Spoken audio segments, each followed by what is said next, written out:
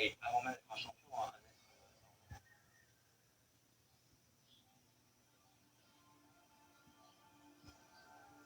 C'était en 2018, il y a eu des inondations mortelles à Manacor et dans les villages autour. Et lui avait été très présent dans cette période-là. Là-bas, il était vachement impliqué pour nettoyer tous les dégâts. Il avait ouvert son académie aux gens qui avaient perdu leur argent. Lui avait perdu des gens qu'il connaissait bien, des gens qui en sont morts. Il avait évidemment fait des grosses donations. Il était du porte-à-porte avec son préparateur physique. Et c'est un truc qu'il n'avait pas voulu du tout médiatiser. Mais les gens l'avaient évidemment reconnu. Les médias qui étaient sur place pour couvrir les inondations l'avaient évidemment reconnu. Pendant qu'il était avec son balai en train de nettoyer, tu vois, dans un garage. Et donc forcément, ça a intéressé les médias. Il y a eu énormément de demandes d'interviews qui étaient toutes refusées. Ce qui ne voulait pas donner l'impression de regarder, c'est moi, Raphaël Nadal, la star, qui aide les pauvres qui sont en galère. Je ne voulais pas du tout ça. Je trouve que ça représente vachement qui est Raphaël Nadal. En fait, c'est vraiment le mec simple.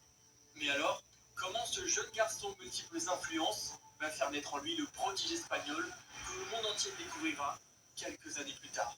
Vers l'âge de 12-13 ans, un événement va accélérer les choses. J'ai entendu parler de lui,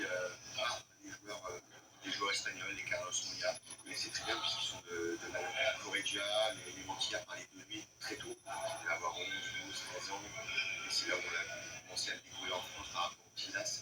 Un prestigieux tournoi à tard en France, souvent considéré comme le championnat du monde des 12-14. En 1999, il y atteint la finale, où il affronte un certain Richard Gasquet, autre prodige du tennis. Nés tous deux en 1986, à seulement 15 jours d'écart, ils suivent chacun un parcours bien distinct. L'un est entraîné par son père, l'autre par son oncle. Ce jour-là, c'est le Français qui domine Rafa, mais pas sans difficulté. Pour l'Espagnol, ce n'est que partie remise, puisqu'il le remporte l'année suivante. Quand ils passeront tous les deux sur le circuit pro, Gasquet ne le battra plus. Et ils n'évolueront finalement jamais sur la même planète. Classé 810e en janvier 2002, il finira l'année à la 200e place, et en 2003, tout va s'accélérer.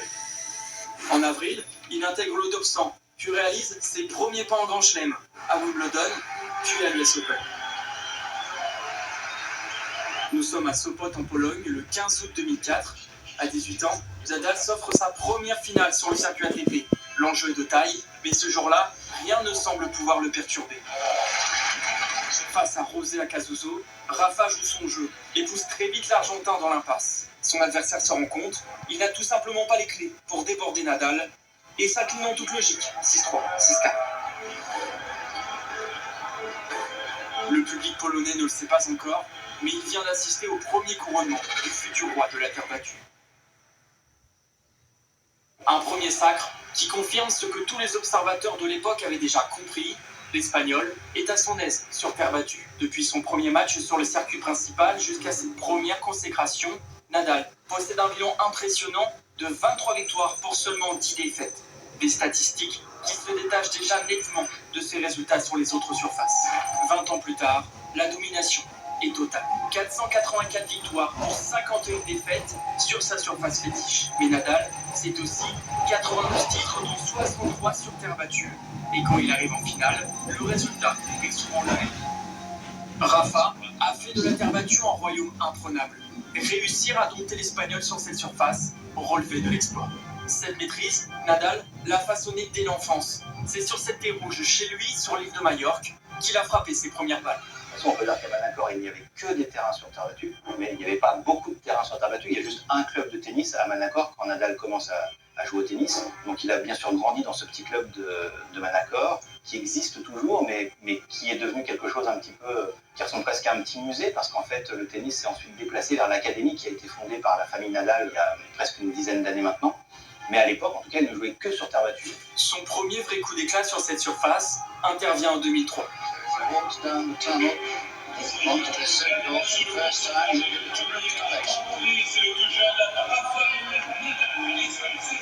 Le jeune Raphaël débarque à Monaco pour y disputer les qualifications du Masters de Monte-Carlo. À cette époque, et même s'il est encore très jeune, tous les plus grands joueurs du monde connaissent déjà son nom et son visage. Et on l'a vu arriver sur le circuit, commencer à avoir de grandes victoires en étant très jeune. Et puis après, on savait qu'il allait être très fort. Je me souviens avoir échangé à Tour de Monte-Carlo avec Carlos Moya.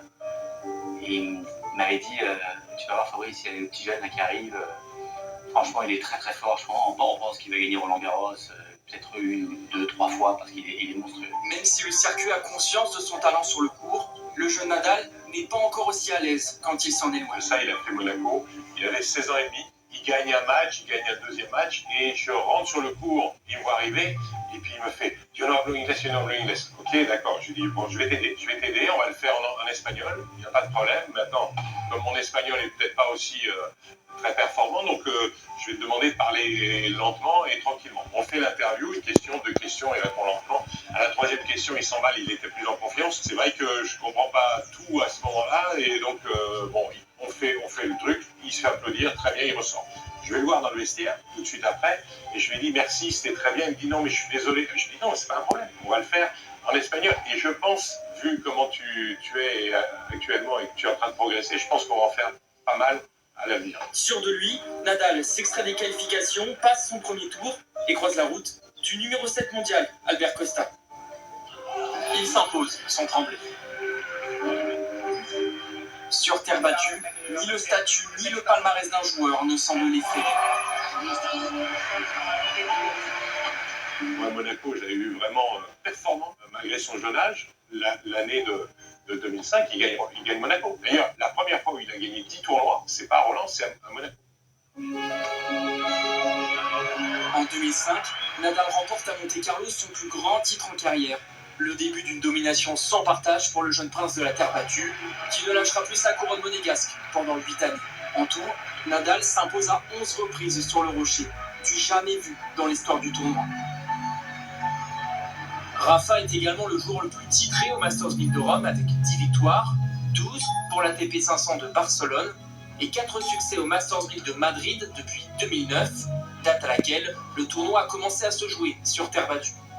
Ce joueur n'a pas seulement dominé ses opposants sur terre battue, il les a surclassés grâce à une technique et un jeu façonné pour cette surface. Son jeu a énormément évolué, mais il a toujours eu un truc hyper rare, c'est cette lourdeur de sa balle dans le coup droit. Parce que souvent les joueurs, il y a un peu deux options quand tu frappes un coup, c'est soit tu mets beaucoup de vitesse, soit tu mets beaucoup d'effet. Et faire les deux à la fois, c'est hyper difficile. Et lui, Nadal, c'est un des rares joueurs qui a cette capacité à la fois imprimer une grosse vitesse et un gros effet. Il fait tout super bien, tactiquement il est rodé avec son coup droit, il joue lourd, il fait courir, on a l'impression que chaque fois on prend des balles qui sont hyper lourdes, qui sont au-dessus de l'épaule, et à chaque fois il nous fait tourner gauche, droite, et on est de plus en plus loin des balles, et c'est ça à chaque point, donc on a l'impression que pour gagner un point sur terre battue, contre lui il faut faire le point parfait. L'Espagnol maîtrise principalement ses adversaires à l'aide de son coup droit. Si aujourd'hui, son revers est devenu une arme, ça n'a pas toujours été le cas. En début de carrière, souvent il bombait un petit peu, il neutralisait. Après, il a réussi à traverser la balle pour une raison simple, c'est que Rafael Nadal joue au tennis de la main gauche, mais il écrit de la main droite. Donc il a une main droite qui est très forte et qui lui permet de frapper fort en revers. Le style de revers, c'est un truc qu'il n'utilisait pas du tout en début de carrière. Et quand il a eu des difficultés face à Djokovic, c'est un coup qu'il a vachement bossé. Sa qualité de glisse, un truc autant, c'est un joueur qui a énormément travaillé, mais ça, il l'a toujours eu. C'est un truc inné. Toutes ces qualités lui ont permis de devenir l'un des joueurs les plus dominants de l'ère moderne sur terre battue, et dans un tournoi en particulier, celui de Roland Garros.